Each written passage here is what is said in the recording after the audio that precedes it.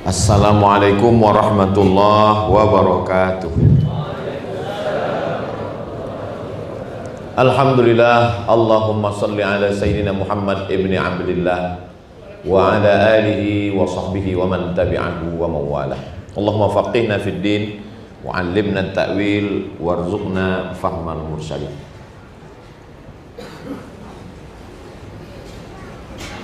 Yang amat berbahagia orang kaya Menteri Paduka Tuan Datuk Haji Wan Muhammad Isa bin Datuk Haji Wan Muhammad Razali, orang besar jajahan Larut Matang dan Selama. Tuan Nasrul bin Menhat, pengerusi masjid daerah Taiping, merangkap pegawai daerah Taiping, serta EJK masjid daerah Taiping, muslimin muslimat semua yang berhadir ini insyaallah dimuliakan Allah Subhanahu wa taala. Amin ya rabbal alamin. Suatu ketika saya berjumpa dengan seorang tuan tanah, orang kaya. Kata dia ada kebun kelapa sawit, ada kebun getah, banyak rumah.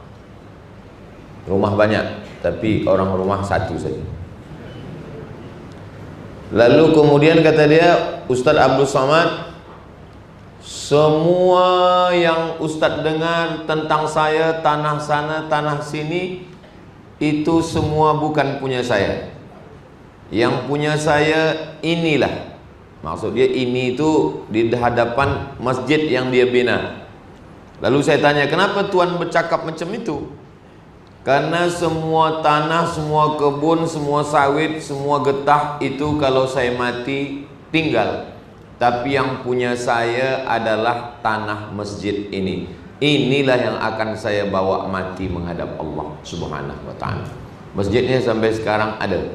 Saya ikut merasmikan masjid itu. Lama saya membaca ayat-ayat Quran, hadis-hadis Nabi tentang apa yang kekal, apa yang abadi, apa yang tinggal. Tapi orang berfikir seperti itu jarang saya jumpa orang. Bahwa dalam fikiran dia semua tanah yang atas nama dia, semua kebun dia, semua rumah dia bukan punya dia. Itu milik ahli waris. Maka kata Nabi SAW, kamu lebih banyak memikirkan harta orang lain daripada kamu memikirkan harta kamu sendiri. Kata sahabat, macam mana boleh macam tu ya Rasulullah? Ya, kamu lebih banyak memikirkan harta orang lain daripada harta kamu. Harta orang lain maksudnya harta kita akan dibagi kepada istri, ahli waris, kepada anak, kepada cucu, habis semua. Itulah yang selalu kita pikirkan. Sedangkan harta kita yang sebenarnya adalah inilah. Jadi kalau masjid ini dulu dibina tahun 60-an, maka semua tanah-tanahnya, tanah masjid, binaan masjid, dinding masjid, batu, simen, semuanya, maka sesungguhnya ini sajalah yang punya kita. Kalau tahun 60 dulu masjid daerah Taiping ini dibina, kita belum boleh ikut sebab belum lahir atau belum ada harta, maka sebenarnya ini adalah kesempatan kita yang kedua untuk menguruskan harta kita yang sebenarnya, yang kalau kita mati menghadap Allah, dia akan tetap dipakai untuk solat berjamaah subuh, zuhur, asar, maghrib, isya, tarawih, witir, tahajud, duha, sampailah hari kiamat. InsyaAllah kita akan menguruskan harta kita yang sebenarnya di Masjid Taiping ini, insyaAllah. Amin ya rabbal alamin. Selalu orang berpikir, kalau saya tak tolong masjid ini tak siap. Kalau bukan kerana saya, masjid ini tak selesai. Jadi kita cuba nak ubah cara pandang kita. Kita bukan tolong masjid. Masjid itulah yang tolong kita, sebab harta kita semuanya tinggal. Yang tetap mengalir kita bawa bekal adalah harta yang kita bagikan untuk masjid. Semoga dengan pertolongan Allah kepada kita dibukakan Allah pintu hati, semua yang kita buat ini menjadi amal jariah sampai kita nanti menghadap Allah Subhanahu wa ta'ala. Amin ya rabbal alamin. Ini yang pertama. Yang kedua, yasma'ul mayyita salasun. Yang mengiringi mayat hingga ke liang lahat itu ada 3. Yang pertama, maluhu, hartanya. Kalau kita ada kereta, motosikal, ikut mengiring kita. Bukan kata saya, kata Nabi SAW. Maluhu, harta. Harta ikut mengiring sampai ke tempat parking kereta di dekat pekuburan pemakaman. Yang kedua yang akan mengiring kita adalah ahluhu, istri, anak, cucu, menantu, ikut mengiring kita. Tapi yang mahu masuk ke dalam liang lahat tak banyak. Paling banyak 3. Satu megang kepala, satu megang badan, satu megang kaki. Selepas itu mereka letakkan kita. Kata Nabi, yarji'usnani, yang 2 ni balik ke rumah. Harta balik, keluarga pun balik, istri balik. Saya beberapa kali ikut pemakaman. Sebenarnya perempuan tak boleh ikut pemakaman, tapi di beberapa tempat saya tengok perempuan ikut pemakaman. Banyak yang menangis di tepi kubur. Saya sangka menangis betul, rupanya selepas itu dia balik juga ke rumah. Kata Nabi SAW, yarji'usnani, yang 2 ni balik ke rumah. Harta balik ke rumah, kereta, motosikal balik, anak, istri, keluarga pun balik juga. Wa yabqa wahidun, yang tinggal kekal hanya 1 saja. Mana yang tinggal kekal? Itulah dia tanah wakaf yang pernah kita tolongkan untuk masjid, dinding masjid, atap masjid, ekor masjid. Semua yang kita bagikan itulah yang menolong kita di hadapan Allah Subhanahu wa ta'ala. Itulah hakikat manusia. Pergi pagi, balik petang, kepala jadi kaki, kaki jadi kepala, bertungkus lumus, bersusah payah. Jangankan tetes peluh keringat air mata, darah bersimbah. Tapi yang kekal dibawa mati hanyalah yang pernah dia belikan untuk agama Allah Subhanahu wa ta'ala. Mudah-mudahan saya, kita, anak-anak cucu kita semua memahami hakikat hidup ini, sehingga tidak hidup sia-sia, selepas itu hanya penyesalan sahaja. Orang-orang yang mati itu ketika dia menghadap Allah Subhanahu wa ta'ala, Rabbana ya Allah, absarna, mata kami sudah menengok azab, wa sami'na, telinga kami sudah mendengar, farji'na, balikkan lagi kami ke dunia. Itulah kenapa ayat itu ada dalam surat Alif Lam Mim Tanzil, surat As-Sajadah. Subuh Jumat dibaca supaya apa?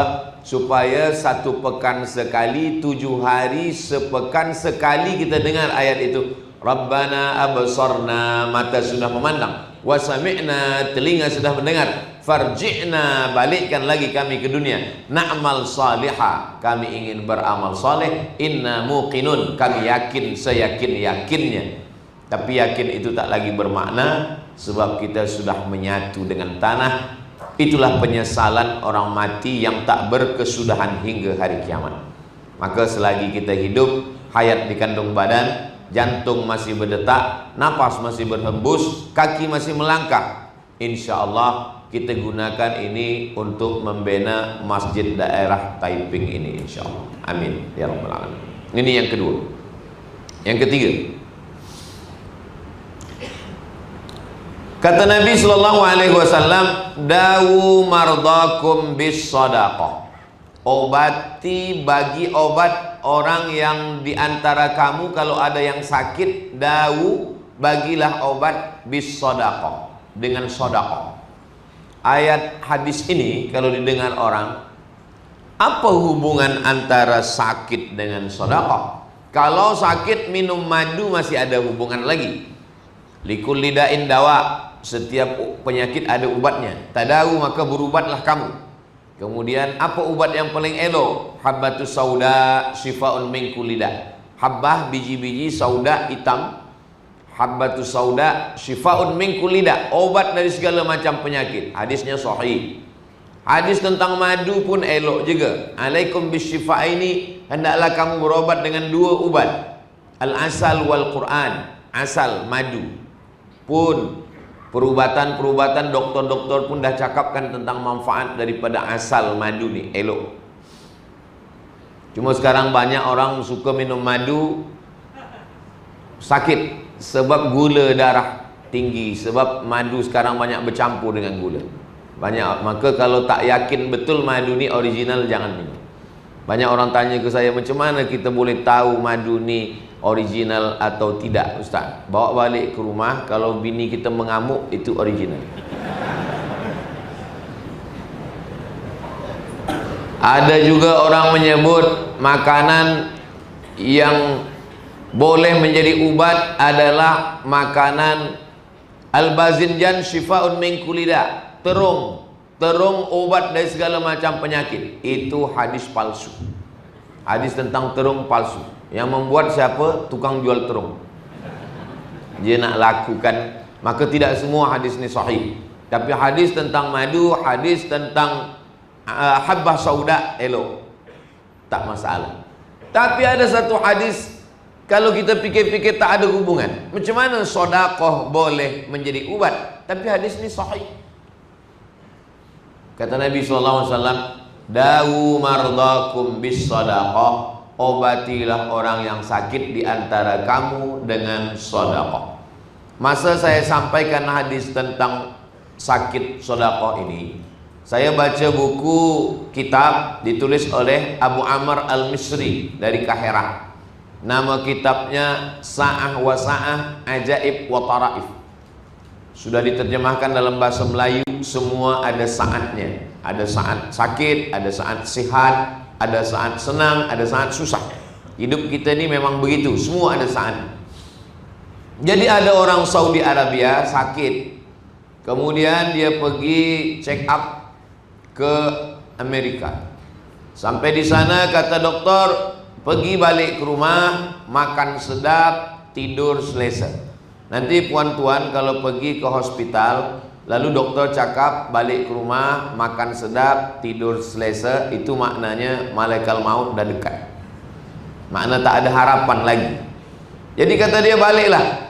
Kemudian dia ingat pada hadis Nabi, dawu mardakum bis sedekah, berubatlah kamu dengan sedekah. Akhirnya dia bagi sedekah. Selepas itu last sekali dia check up lagi, medical check up. Kata doktor, awak makan apa? Kata dia, saya makan macam biasa. Tak ada minum herbal ke, makan apa ubat, tak ada. Kenapa? Karena Allah SWT bagi satu keajaiban, dia sihat walafiat. Dari mana? Saya hanya amalkan satu hadis Nabi SAW, dawu mardakum bis sadaqah, berobatlah kamu dengan ubat. Ubat itu bernama sadaqah. Bagi orang yang tak bertuhan, rasa-rasa tak logik, macam mana sedekah boleh jadi ubat? Tapi bagi orang yang bertauhid, sakit datang daripada Allah, kesihatan, kesembuhan pun datang daripada Allah. Tak ada yang susah bagi Allah. Innama amruhu idza arada syai'an ayyakula lahu kun fayakun. Allah bagikan kesembuhan, kesihatan. Di satu masjid di Riau, kampung saya sampaikan hadis ini. Dawu mardakum bis sadaqah, berobatlah kamu dengan sedekah. Selepas tu bila saya balik, saya dekat kereta, dekat parking, datang seorang lelaki. Hadis yang Ustaz sampaikan tadi itu sudah dicuba oleh orang rumah istri saya. Doktor cakap dia kena penyakit kista, macam kanser. Maaf cakap, di dalam rahim sebesar duit logam. Kata doktor, ini mesti kista ni diangkat. Kalau diangkat rahimnya ikut sekali. Nanti kalau diangkat, maaf, nanti selepas kista ni operate, selepas itu nanti dia tidak boleh mengandung lagi. Maka bila doktor cakap kamu bila diangkat operate, nanti selepas ni tidak boleh mengandung lagi, istrinya menangis, suaminya tersenyum. Yang senyum-senyum ni kita curiga juga. Tapi rupanya istri dia tahu tentang hadis dawu mardakum bis sadaqah. Lepas itu istri saya ni bersedekah. Tak lama selepas itu dia pergi sekali lagi ke hospital. Kata doktor, saya tengok rupanya selepas USG ini apa kista ni mengkerut, mengkecil-kecil, hilang. Sembuh, sihat walafiat. Istri saya itu sembuh, sihat, Ustaz Abdul Somad. Kata doktor, awak tidak perlu operate lagi dan sekarang sudah sihat. Maka manakala dokter bercakap, saya boleh punya anak lagi, boleh mengandung, boleh punya anak lagi dan sehat walafiat. Masa itu kata dia, istri saya tersenyum, saya pula yang menangis. Tak ada yang mustahil bagi Allah. Maka kalau ada di antara kita, mudah-mudahan kalau ada di antara kita ini yang diuji Allah dengan sakit, Allah bagi kesehatan insyaallah. Dulu orang berkata kalau sakit ini adalah laknat, sakit ini adalah azab. Tapi bila Islam datang, la yusibul mu'min min nasabin wala wasabin wala saqamin wala syaukin. Nasabin, wasabin, syaukin. Sakit hati, susah pikiran, sakit badan, duri yang mencucuk tapak kaki. Illa kaffarallahu anhu biha sayyi'at. Itu hanya cara Allah untuk menghapuskan dosa-dosa. Jadi kalau ada orang sakit, kita tengok dia, kita lawat dia di hospital, kita bagi semangat. Puan, tuan, jangan bersedih. Ini hanyalah cara Allah ingin menghapuskan dosa-dosa. Cuma kadang tak semua orang sakit sabar. Ada juga bila ketika kita bagi nasihat, ini cara Allah nak hapuskan dosa awak. Dia cakap balik, dosa awak lebih banyak lagi. Kenapa awak tak sakit-sakit?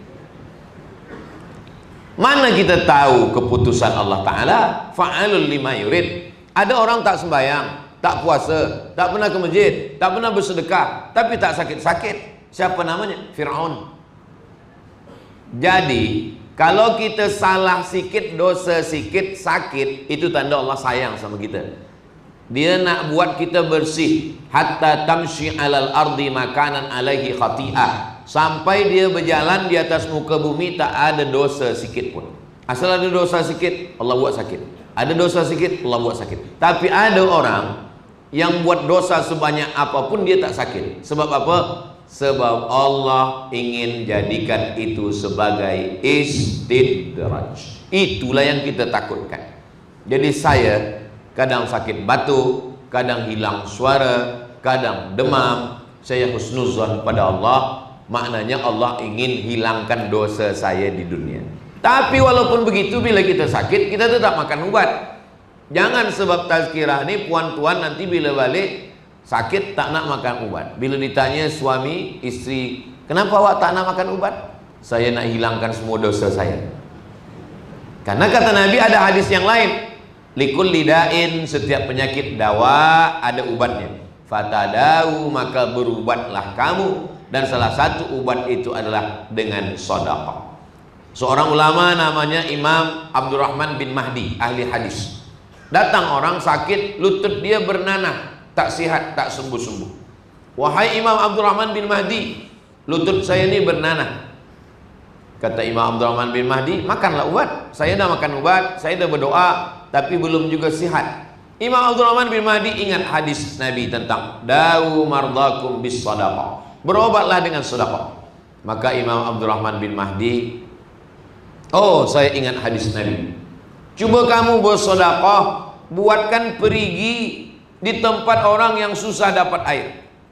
Kalau di Taiping tak usah buat perigi, sebab sini paling banyak air. Saya dengar Taiping paling selalu banyak hujan. Alhamdulillah sekarang ni tak hujan. Tapi hujan pun rahmat Allah Subhanahu wa ta'ala. Nah, kata Nabi SAW, dawu mardakum bis sedekah, obati dengan sedekah. Sedekah yang paling elok adalah apa yang paling dihajatkan masyarakat.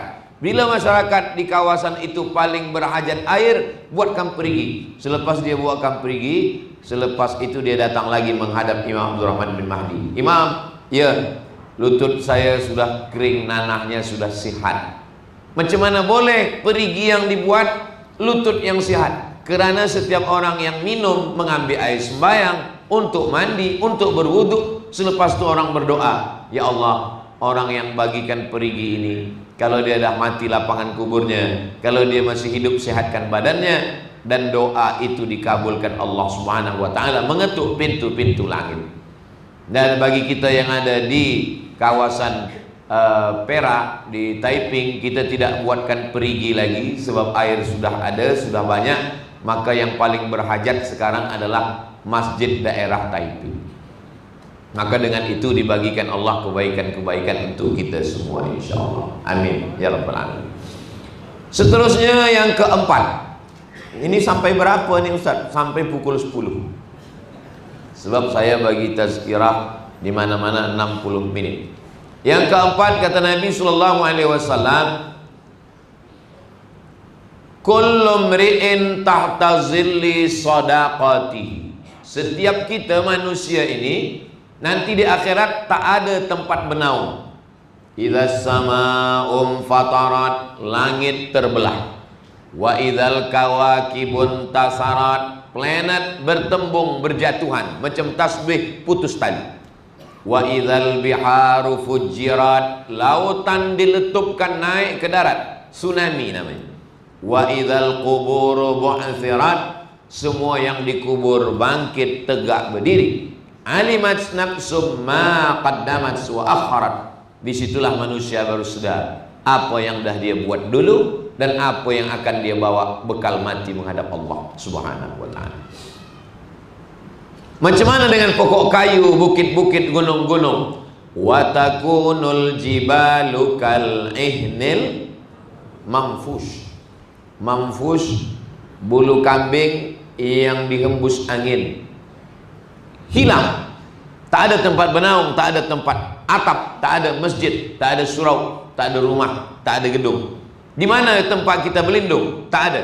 Ada manusia yang kerana peluh panas tenggelam hingga ke lutut, hingga ke pinggang, hingga ke perut, hingga ke leher.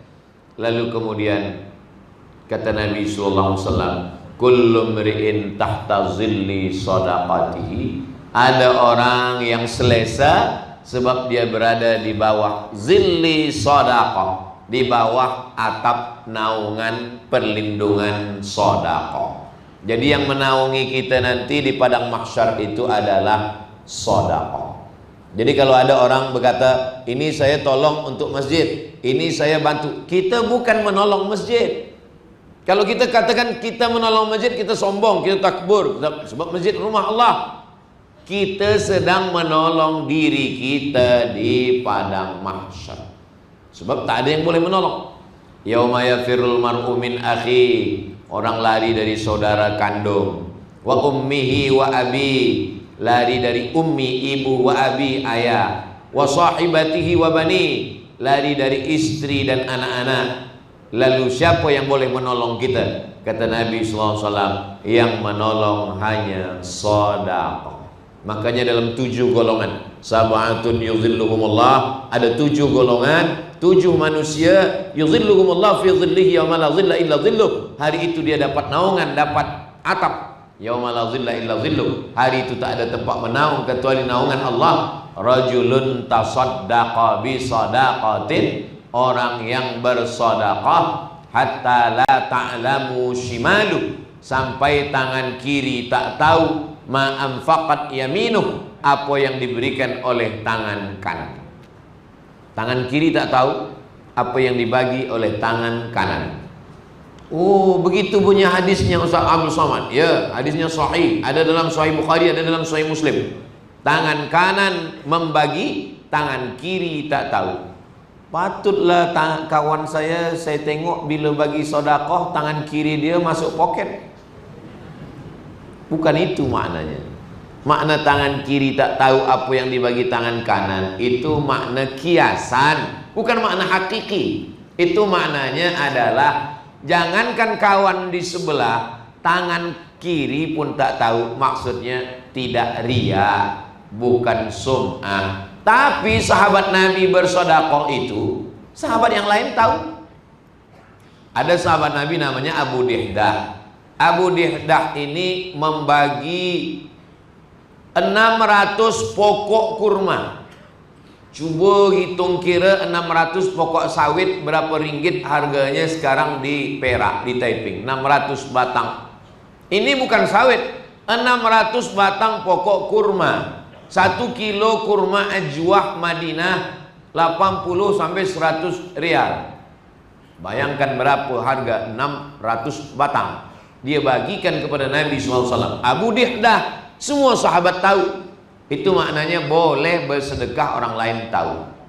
Lalu kemudian ada sahabat Nabi namanya Abu Talha. Zaman Nabi, siapa yang ada kebun, di dalam kebun itu ada kulam, di dalam kebun itu ada perigi tempat air, maka itulah orang paling kaya, sebab air lebih mahal. Sampai hari ini air lebih mahal daripada minyak. Tapi apa yang terjadi? Hadis itu masyhur. Itu menunjukkan sahabat Nabi pun dulu bersedekah, orang lain tahu. Yang tak boleh itu adalah kita menceritakan ke orang lain. Masalah kita bersedekah orang lain tahu, itu tidak apa. Kita dah pegang duit.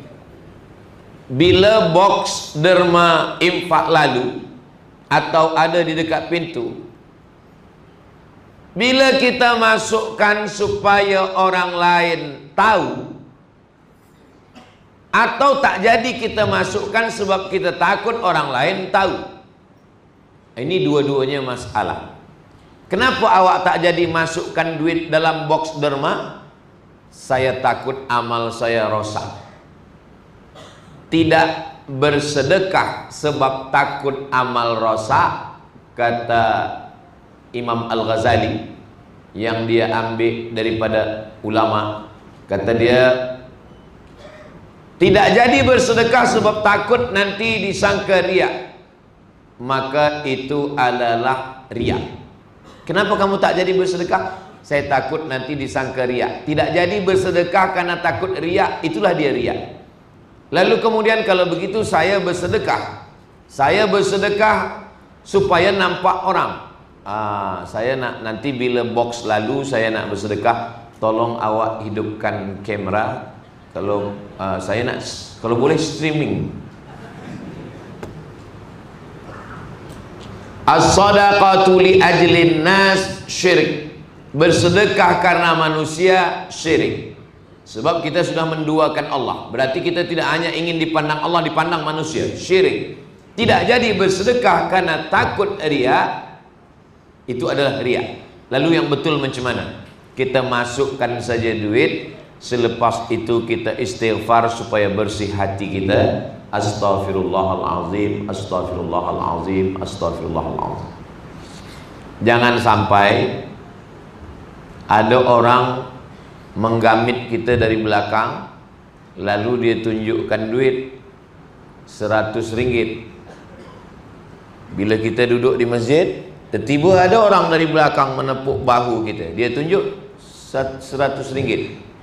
Kita pun mengangguk, iya. Dia masukkan 100 ringgit itu dalam box derma. Selepas itu baru dia bagi tahu, yang 100 tadi duit awak jatuh. Baru kita menyesal. Allah Subhanahu wa ta'ala bagi kita kesempatan supaya kita tidak masuk dalam golongan riya. Riya diambil dari kata ro'a. Ro'a menengok. Riya menengokkan amal, menontonkan amal kepada orang lain supaya dipandang oleh orang lain. Itu yang rosak. Adapun orang menengok, selepas itu dia puji kita, kita tinggal istighfar saja dalam hati. Sebab sekarang banyak orang tak beramal sebab banyak ditengok orang. Kenapa awak tak sembahyang ke masjid? Saya takut bila saya sembahyang ke masjid hati saya rosak, jadi saya sembahyang di bilik saja. Rupanya bila tanya istri dia, di bilik pun tak sembahyang. Ini tak betul. Jadi kita tetap datang ke masjid. Bahwa ada orang bercakap, oh ini orang baik, biarlah cakap itu di mulut dia, tak sampai ke hati kita. Kita banyak istighfar, minta ampun. Doakan juga Ustaz Abdul Somad yang bagi tazkirah, dipuji orang, disanjung orang, dikomen orang. Jangan sampai dia merusak hati kita semua. Cepat-cepat beristighfar. Astaghfirullahalazim alladzi la ilaha illa huwal hayyul qayyum wa atubu ilaih. Kalau cepat kita beristighfar, cepat mulut kita bercakap, dia masuk ke hati kita, tak sampai ke fikiran kita. Tapi kalau kita diam, disitulah masuk bisikan syaitan, alladzi waswisu fi sudurin nas minal jinnati wan nas, daripada jin dan manusia. Seterusnya yang ke berapa? Kelima. Saya ingat, cuma nak cuba je. Kalau jamaah masih fokus lagi, itu dia ingat. Tapi kalau jamaah dah letih, terserah Ustaz lah, nak 7 ke 8, saya pun dah nak cepat balik.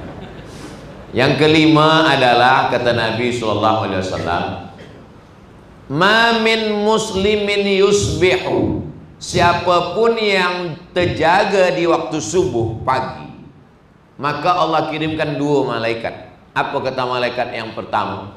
Allahumma a'ti munfiqan khalafa. Ya Allah, orang ini bersedekah, bagi dia ganti. Jadi subuh tadi itu Allah kirim dua malaikat. Satu malaikat menunggu nak mendoakan kita.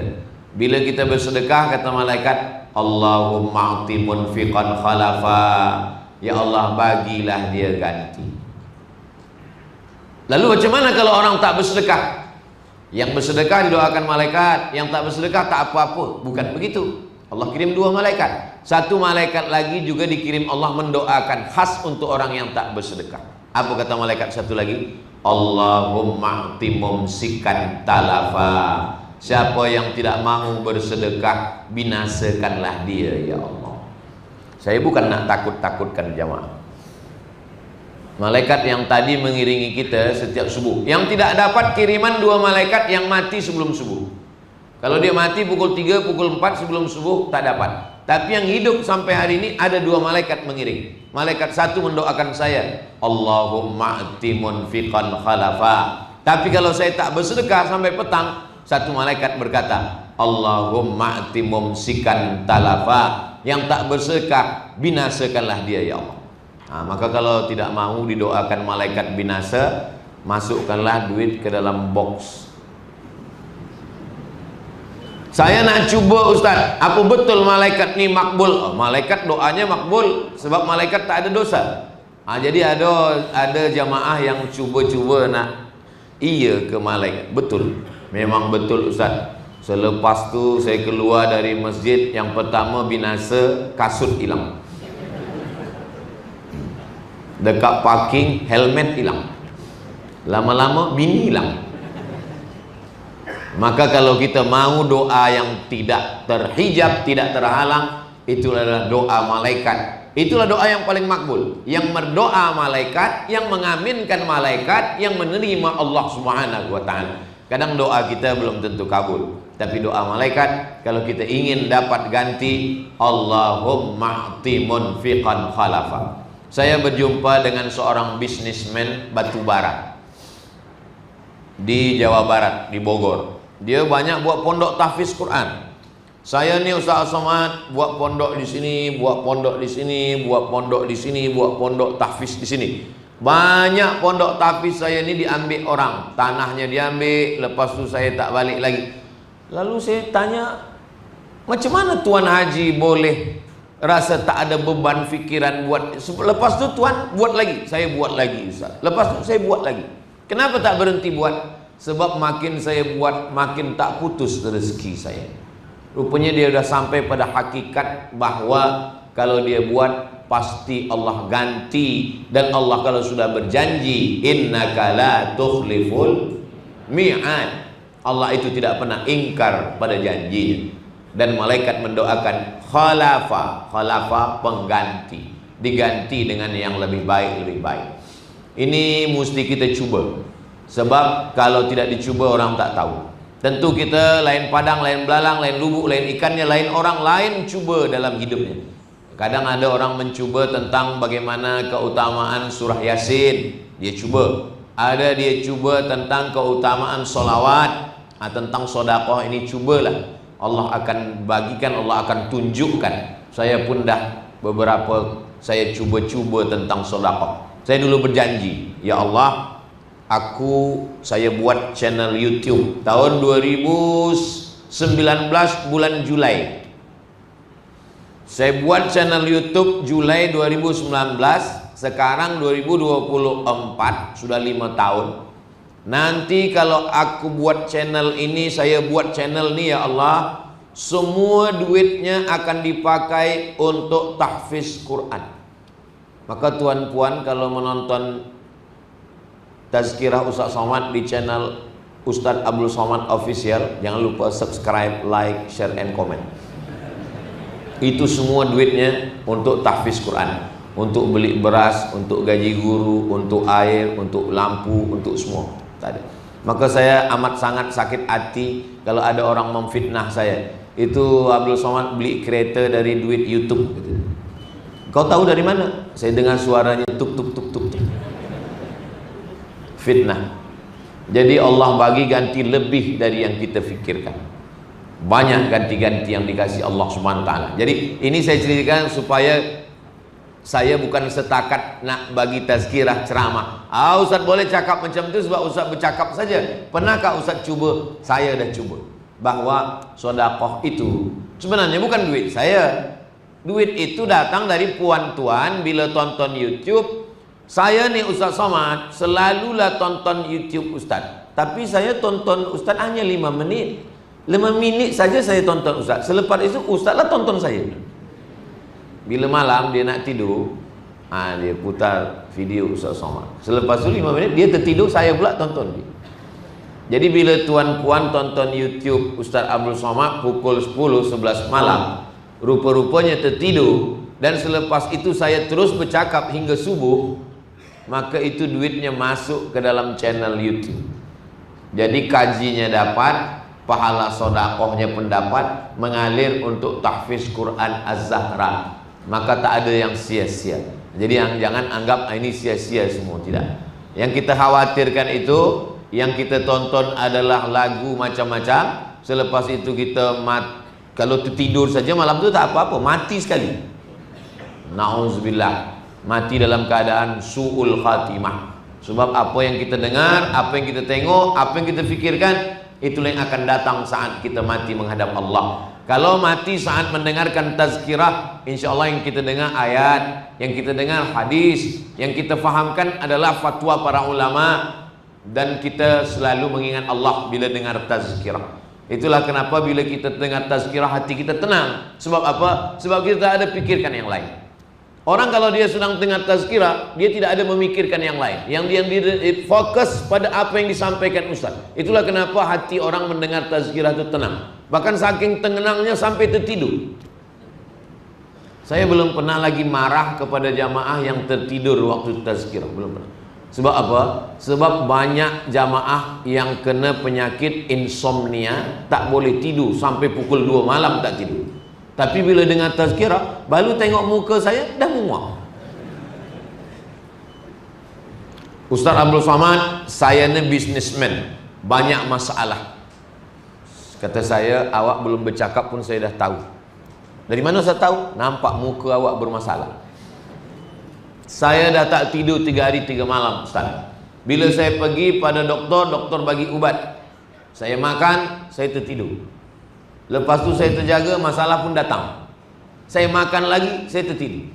Kalaulah hidup ini cuma untuk tidur, elok tak usah hidup, mati lekas. Lalu bagaimana cara menghilangkannya? Menghilangkannya dengan tazkirah. Dengan tazkirah, masalah yang lain hilang. Kita sedangkan fokus mendengar apa yang kita dengarkan. Jadi kalau tuan-puan dengar tazkirah, walaupun tidak online, tidak offline macam ni, hanya online, maka pahalanya sama dan dapat balasan di hadapan Allah Subhanahu wa taala. Beberapa channel itu pula tidak hanya setakat mendengar tazkirah, tapi mendapatkan juga ada nilai sedekah di dalamnya. Kata Nabi sallallahu alaihi wasallam sebagai doa malaikat, Allahumma a'ti munfiqan khalafa. Terus yang keenam. Yang keenam, ada amal yang melebihi kal mujahidi fi sabilillah. Kalau dibandingkan dengan orang yang berjihad fi sabilillah, jihad kalah. Kas-shaim alladzi la yuftir. Macam orang yang berpuasa tak putus-putus. Puasa terus tiap-tiap hari, puasa pun kalah. Kal qaim alladzi la yaftur. Macam orang tahajud yang non-stop dari maghrib, isya sampai subuh. Bila dibandingkan dengan 3 amal ni, kalah 3 amal. Jihad kalah, puasa tiap hari kalah, dan tahajud tiap malam pun kalah. Apa dia? Kata Nabi, amal itu adalah amal sedekah. Baru kita baca Rabu lepas dalam kajian Riyadhus Shalihin karya Imam An-Nawawi, bahwa amal sedekah mengalahkan tahajud malam, mengalahkan puasa sunat dan mengalahkan jihad fisabilillah. Tapi jangan sebab tazkirah ini nanti malam tak tahajud lagi. Maknanya yang dah tiap-tiap malam tahajud tetaplah tahajud. Saya tidak ingin dapat cerita saudara saya di Taiping, di Perak, kata istrinya, abang dah tak tahajud lagi sebab dengan tazkirah Ustaz Somad. Maksudnya tahajud tetap. Maknanya orang yang ada sanggup tahajud dari awal malam hingga akhir malam, maka sesungguhnya kalau dia tak sanggup, ada satu amal mengalahkan jihad, mengalahkan tahajud, mengalahkan daripada puasa sunat. Itulah amalnya bernama amal sedekah. Jadi sebenarnya kalau kita nak beramal ni, kita boleh pilih-pilih. Sebab amal ni terbagi kepada 4. Yang pertama amal badan, tegak, ruku, sujud, duduk, tasyahud, i'tidal, ini amal badan. Tawaf, sa'i, melontar jumrah, itu amal badan. Yang kedua adalah amal lisan. Subhanallah, walhamdulillah, la ilaha illallah, Allahu akbar, la haula wala quwata illa billah, subhanallah wa bihamdihi, subhanallahil azim. Itu namanya amal lisan. Baca Quran, salawat, itu amal lisan. Yang ketiga adalah amal harta. Zakat, wakaf, sedekah, wasiat, hibah, ghanimah, itu amal harta. Amal badan, amal lisan, amal harta. Yang keempat amal hati. Sabar, ridha, tawakal, qanaah, zikir, istiqomah, itu amal hati. Coba kita pikir-pikir. Ada orang bila disuruh di antara amal yang 4 ini, dia pilih. Saya Ustaz Abdul Somad, kalau amal harta berat, sedekah tak sanggup. Ada kalau begitu amal badan. Amal badan pun saya tak kuat nak sembahyang malam, tahajud 12-13 rakaat tak sanggup. Kalau begitu amal lisan. Amal lisan pun baca Quran kadang titik ba nampak 3. Kalau begitu amal hati, sabar. Saya pun tak sabar. Amal harta tidak, amal badan tidak, amal lisan tidak, amal hati pun tidak. Jadi macam mana lah Ustaz? Mati aja lah. Ada orang harta tak sanggup sebab banyak tanggungan. Ada anak, ada cucu, dia boleh amal badan. Ada orang amal badan tak sanggup karena tua, karena sakit, dia pilih amal lisan.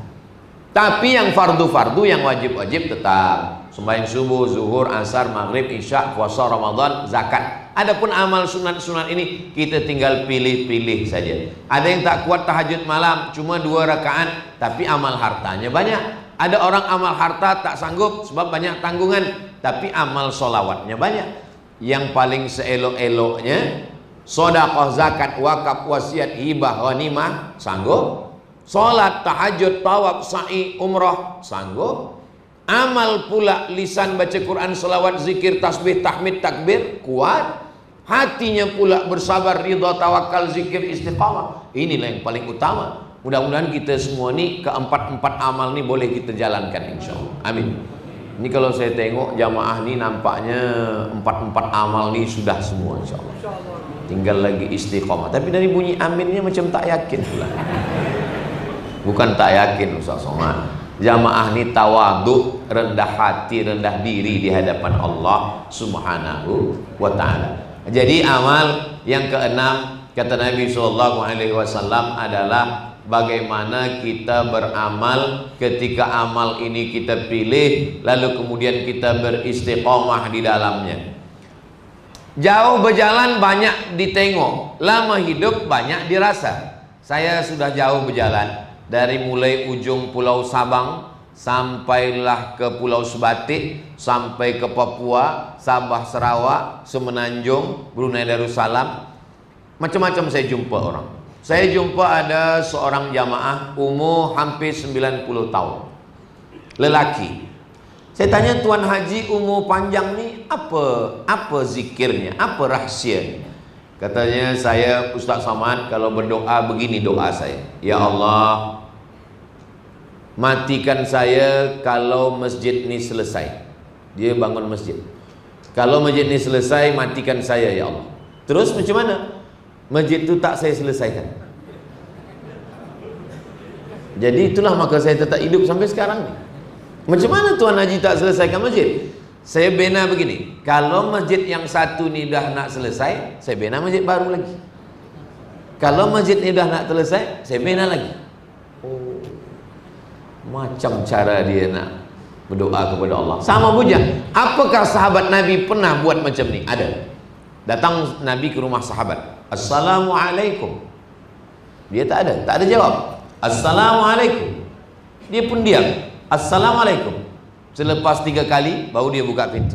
Waalaikumsalam. Kata Nabi, masa aku salam sekali tadi engkau ada di balik pintu? Kata dia, ada ya Rasulullah. Kenapa engkau tak jawab? Supaya aku dapat salam kamu 3 kali. Jadi yang dia buat ini ada juga dibuat oleh sahabat Nabi zaman dulu. Macam mana dia buat sesuatu supaya Allah balas lebih, dia gunakan akal fikiran dia. Jadi manusia ini banyak berfikir untuk yang baik dengan cara yang baik.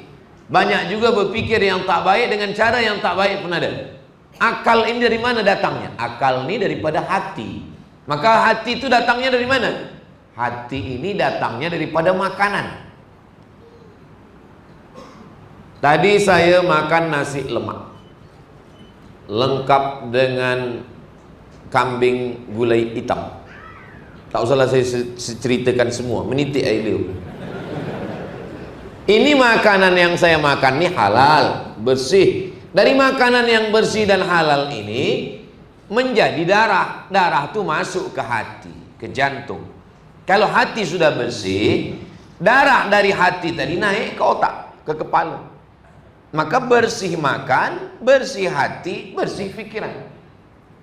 Dari mana datang pikiran jahat? Dari hati kotor. Dari mana kotor hati? Dari makan. Makanya kata Nabi, atib mat'amak, jaga makanan. Kulu makanlah min thayyibat, yang baik-baik saja. Maka dalam ayat dikatakan nasiyatin kazibatin khati'ah. Nasiyatin nih yang selalu kita sapu bila berwudu, ubun-ubun. Nasiyatin kazibatin, pembohong. Khati'atin, buat salah. Mana ada otak berbohong? Yang berbohong lisan, yang buat salah tangan, yang buat salah kemaluan, yang buat salah kaki. Betul. Tapi lisan, tangan, kaki, mata, telinga diperintah oleh pikiran. Pikiran dapat dari mana? Dari hati. Hati dapat dari mana? Dari makanan. Itu maka jangan bagi anak istri makanan yang tak elok. Kenapa orang jahat, bakhil, kedekut, kikir? Kenapa? Sebab dari makanan yang kotor, yang haram, yang rishwah, yang tidak diridhai Allah. Mudah-mudahan kita semua ini makan halal, hati baik, fikiran baik, sehingga yang kita fikirkan pun baik-baik, bekal kita menghadap Allah Subhanahu wa taala. Amin ya rabbal alamin. Yang ketujuh kata Nabi sallallahu alaihi wasallam, sadaqatus sirri tutfi'u ghadabar rabbi. Sedekah memadamkan marah Allah, kama yutfi'ul ma'an nar, sebagaimana api dipadamkan air. Kalau kita nak padamkan api, kita ambil air, kita siram. Begitulah sedekah menyiram neraka. Padam neraka yang sudah disiapkan untuk membakar kita dengan sedekah. Tapi tentu sesuaikan kadar dosanya dengan air. Kalau apinya besar, tentu airnya banyak. Ini dosa banyak, air setengah gelas, mana padam? Kata Nabi SAW, wa asbi'is sayyi'atal hasanata tamhuha. Iringi perbuatan silap salah dosamu di masa lampau dengan sedekah-sedekah tamhuha, yang boleh menghapuskan semuanya. Tazkirah boleh didengar, wajah ustadz boleh dipandang, tapi box yang lalu mesti diisi. Sebab banyak juga orang dengar tazkirah ni dia fokus ke ustaz supaya dia lalu. Maka yang tak boleh, yang lupa membawa ringgit itu nampaknya kantong tu besar. Boleh juga diisi dengan gelang, rantai, cincin. Saya masa belajar di Kaherah dulu, Disitulah saya tengok macam mana perempuan-perempuan Arab itu membuka gelang-gelang, gelang, cincin, rantai, dia masukkan ke dalam kantung. Saya tengok dengan mata kepala saya waktu Syekh Khalid Mash'al, kepala jenderal tentera dari Palestin, menelpon kami. Khalid Mash'al sedang berada di Palestin, kami sedang susah, kami tak makan, tak ada selimut sejuk. Mendengar itu, lalu kemudian mereka memasukkan. Jadi tentang sejarah zaman Nabi, sahabat menyiapkan kantung, lalu perempuan memasukkan emas, itu bukan hanya pada zaman Nabi, tapi juga sampai zaman sekarang pun masih lagi berlaku. Kenapa? Karena orang memikirkan bahwa dunia ini hanya sementara, yang kekal abadi, kekal adalah akhirat. Dan masjid daerah Taiping ini adalah salah satu cara kita untuk, oh rupanya di kantong ini tidak hanya setakat duit, tapi boleh juga scan. Boleh scan, apa namanya itu? QR, masukkan. Boleh masukkan. Tapi ada juga setengah dia ambil, dia tak scan, dia ambil gambarnya. Jamaah yang dimuliakan Allah Subhanahu wa taala, bila dah scan, nampak ada banknya, kemudian tulis, selepas tu tulis, dia transfer. Selepas transfer, menetes air mata. Bila ditanya, kenapa awak menangis? Sedih ke, haru ke, ingat almarhumah mak ke? Bukan. Apa? Salah tulis kan. Rencana nak kirim 100 ringgit, rupanya terkirim 1000.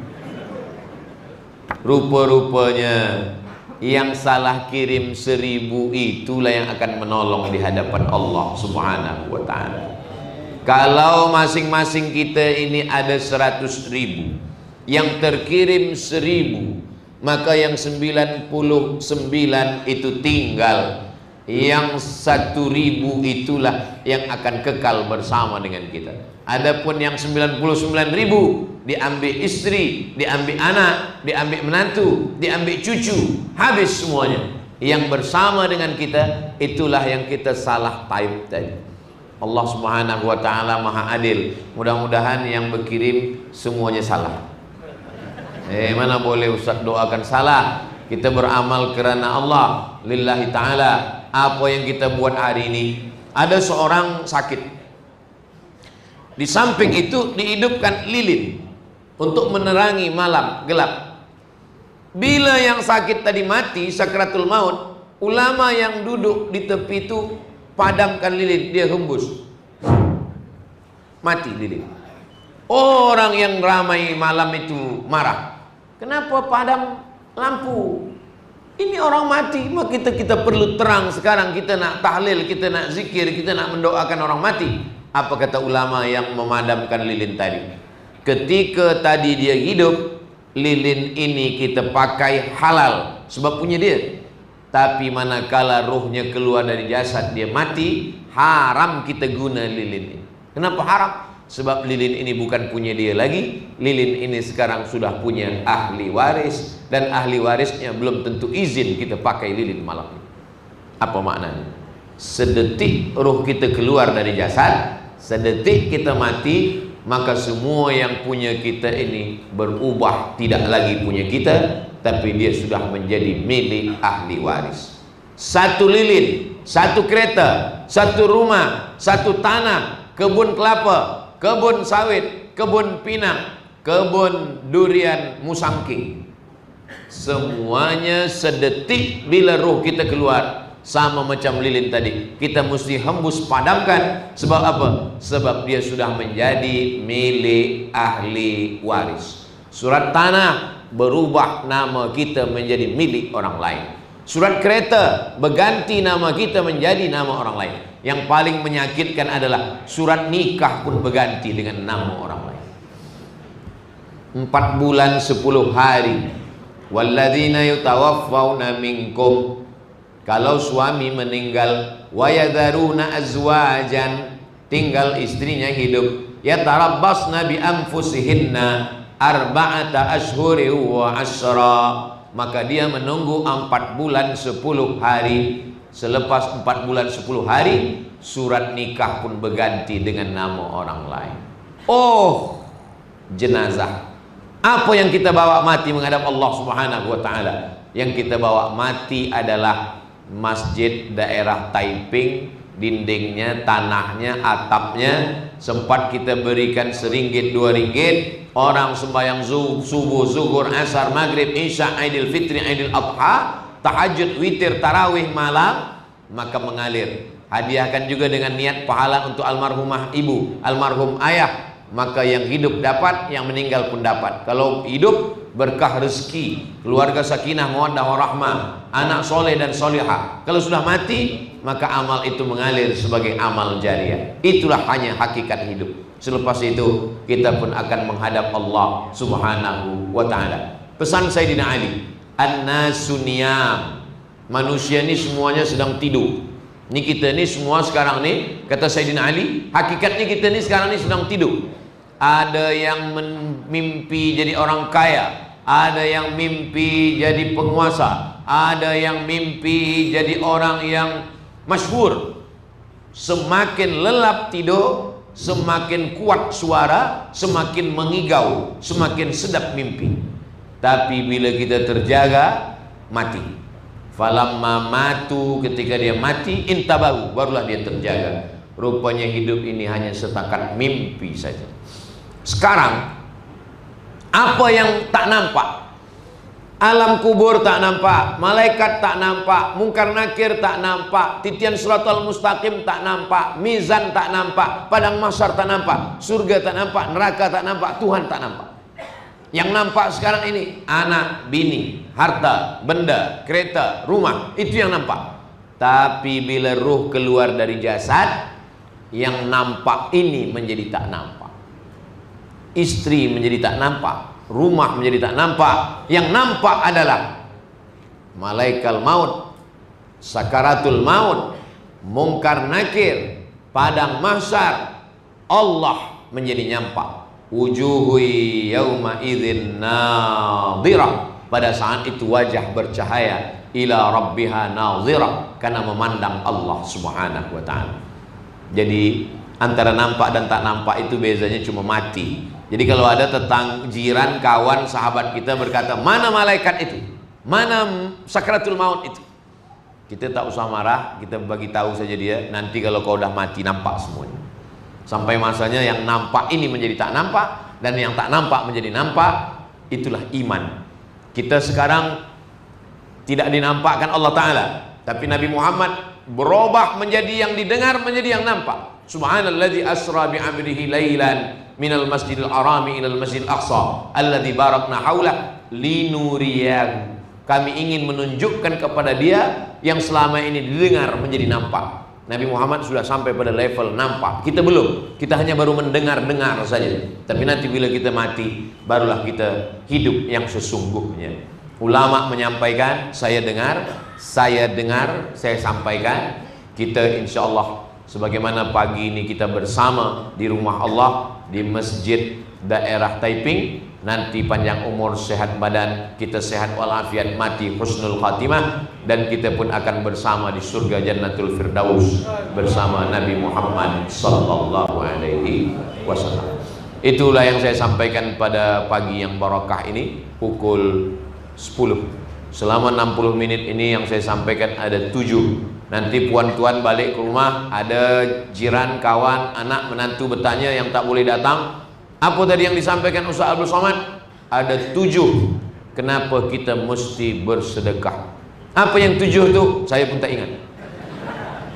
Kita boleh tonton ulang balik, share ke kawan-kawan, mudah-mudahan menjadi bekal amal soleh insyaAllah. Terima kasih segala perhatian, mohon maaf segala kesilapan dan kekhilafan. Aqulu qawli hadza astaghfirullah li wa lakum. Subhanakallahumma wa bihamdika asyhadu an la ilaha illa anta astaghfiruka wa atubu ilaik. Wa sallallahu ala sayyidina Muhammad wa ala alihi washabbihi wasallam. Walhamdulillahi rabbil alamin. Jazakumullah ahsanal jaza. Mudah-mudahan Allah memberikan balasan terbaik kepada saudara-saudara kita yang berwakaf, yang berinfak dan bersedekah. Barakallahu fikum. Wassalamualaikum warahmatullahi wabarakatuh.